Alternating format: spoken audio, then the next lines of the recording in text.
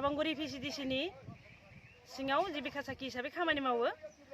दिनैहाय कक्लाबारि समस्तिनि बेन्दोङाव थानाय राबांगुरि PCDC-नि मोनसे बेकवार्ड जायगा हिसाबै जोङो गान्दा क्लाब बा फुंबिलि हिसाबै मिथिजायो। दा बे गान्दा क्लाब बा फुंबिलि सेराव मोनसे आवलसिङा दैमा होननाय दङ। बे दैमानि सायाव गंसे दालां दङ। बे दालाङा जोंखौ गोबां खस्थ' होयो। बेखायनो बे दालाङा लुदोंमोन लुनाया, बेनिफ्राय आद्रा जानानै दङ। दा बे आद्रा जानानै थानाय दालांखौ माने जोङो टेन्डार जाबाय होननानै मिथिना मोननाय जादों गोबां सुबुंनिफ्राय। बेखायनो बे दालांनि टेन्डार दाननाया जाहैबाय 3 दानसो बारलांबाय होनना बुंदों। खिन्थु दिनैसिमबो थिकादारनि जोङो मावनायखौ नुवाखै। बेखायनो जाहाथे जोंनो नैबे दैज्लांनि आगोलनो जोङो खस्थ' मोना, जोंनि बे बेकवार्ड हालामनि सुबुंफोरा माने जोङो सिमलायाव कलेजाव थाङो, अट' दोनलाङो, बाजार जान-बाहन थाङो, मानो होनबा मेन जों बाजार जायो सिमला बाजारखौनो। बेखायनो जोङो गोबां खस्थ' मोनो। बेखायनो जाहाथे टेन्डारा जादोंब्ला थाबैनो बेखौ अर्डार होनांगौ आरो जोंनो खामानिखौ मावनानै होनांगौ। बेखिनि मोनसे।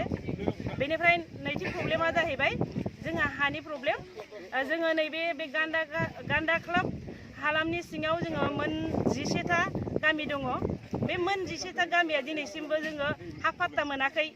बेखायनो जोङो गोबां प्रब्लेमाव गोलैयो।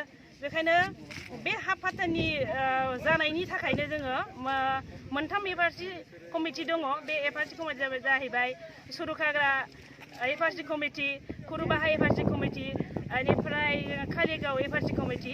दा बिथांमोना जों मिथिनाय बायदिब्लाथाय सालबारि SDO अफिसाव माने फाइलखौ जमा होनानै दोनबाय होनना बुंदों। नाथाय दिनैसिम जेरै होदों बिदिनो दिन्दां जानानै दं होननानै जों मिथिनो मोन्दों आरो। दा बेखायनो जोंनि समस्तिनि MCLA मन्टु बर' सार आरो मन्त्रि बिथां उरखावगोरा सार, लोगोसेयाव आं बेखौबो खावलायदेरनो लुगैदों जोंनि BTR-नि चिफ प्रमद बर' सार, बिथांमोना जाहाथे जोंनि नैबे हालामनि प्रब्लेमखौ बा हानि प्रब्लेमखौ माने एसे राहा खालामनानै होयो, जाहाथे जों हा पाट्टाखौ मोननो हायो। बेखायनो नै जोङो जोंनि बे फरेस्ट एरियानि मोन 11था गामिनि मोननै पिअनि आइजोफोरा लोगो नांनानै दिनै जोङो नैबे प्रेस मिटनि गेजेरजों जाहाथे जोङो मिथिहरदों बिथांमोनखौ, जाहाथे नोंथांमोना अननानै जोंनो बिथांमोना जाहाथे जोंनि नैबे हालामनि प्रब्लेमखौ बा हानि प्रब्लेमखौ माने एसे राहा खालामनानै होयो, जाहाथे जों हा पाट्टाखौ मोननो हायो।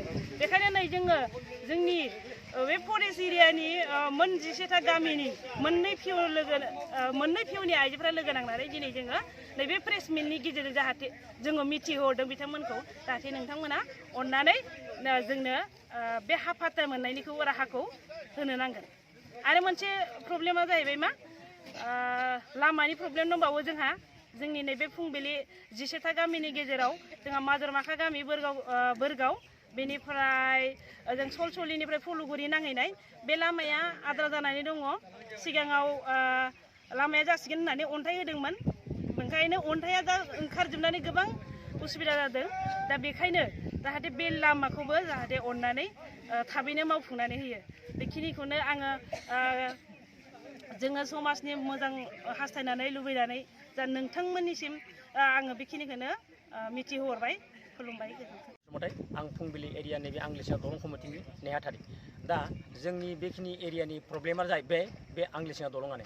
बे आंग्लिसिङा दलंखौ लानानैनो जोंनि रायजो जानायनि सायाव निर्भरा बेखिनियानो। दा बे दलङा जोंनि थाखाय बिराद प्रब्लेम। बे प्रब्लेमखौ सिगाङाव बे दलङानो जाना थांखांबाय।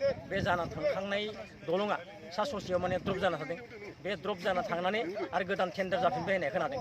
बे गोदान टेन्डार जाफिननाया दा मा खारनाव द्रप जाना थाफिनखो, बे दलंखौ जोंनि बेखिनि एरियानि खावलायनाया बेनो जे जोंनि बे सापागुरि समस्तिनि बिथां मन्त्रि इउजित ब्रह्म बिथाङा आरो लोगोसेनो नैबे जोंनि देरहाहरनाय जोंनि कक्लाबारि समस्तिनि MCLA बिथां मन्टु बर' बिथांमोनखौ जोङो खावलायदों।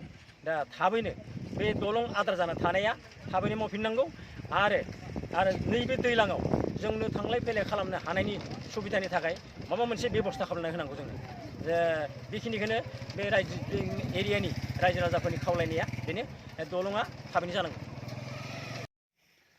गिबियावनो बयनिसिमबो गाहाम हामलायनाय बावहरग्रोनाय थाबाय। दा जोङो बे समाव गान्दा क्लाबनि आफादगिरि जानानै आं बेखौनो खुंथाय गोहोआव थानाय गासै सार बिथांमोनसिम बेखौनो आङो गोख्रोङै दाबि दैखांगोन। जोङो दिनैनि बे समाव गान्दा क्लाबनि जानानै जोङो मोनथाम गाहाय जेंनाखौ लानानै जों दिनै बे मिडियानि गेजेराव जोङो दाबिखौ दैखांनो सानदों। बे जाहैबाय गिबियावनो जोंहा फुंबिलि दालां बेसेबांबा गोबाव समनिफ्रायनो जोंहा दिन्दाङै पेन्डिं जानानै थानाय बे जोंनि फुंबिलि दालांखौ थाबैनो मावफुंनानै होनांगौ। जों मिथिनाय बायदिब्ला थांनाय 2022 इं मायथाइनि डिसेम्बर दानावनो बे फुंबिलि आद्रा जानानै थानाय फुंबिलि दालांनि टेन्डार अर्डार ओंखारदोंमोन।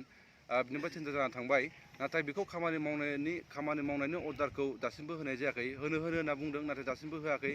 बिदिनो थाङै थाङै दिनै 4-5 दान जालायलांबाय, दासिमबो खामानिखौ मावनायखौ जों नुनो मोनाखै। दा बेनिखायनो जों बेखौ गोख्रोङै डिमान्ड खालामदों, थाबैनो मावफुंना होनांगौ आरो जोंनि बे गान्दा क्लाबनि सिङाव थानाय मोन 11 गामिनि गासै फरायसुला आरो रायजो राजाफोरनि थांनाय फैलायनि हान्थिनाय लामाखौ मोजाङै खालामनानै होनांगौ। जोङो गोख्रोङै जोङो बुंनो थाङोब्ला बे लामाजों जोंनि गान्दा क्लाबनि सिङाव थानाय मोन 11 गामिनि गासै फरायसुलिफोरा थांलाय फैलाय हान्थिनायाव जोबोद खस्थ' मोनो।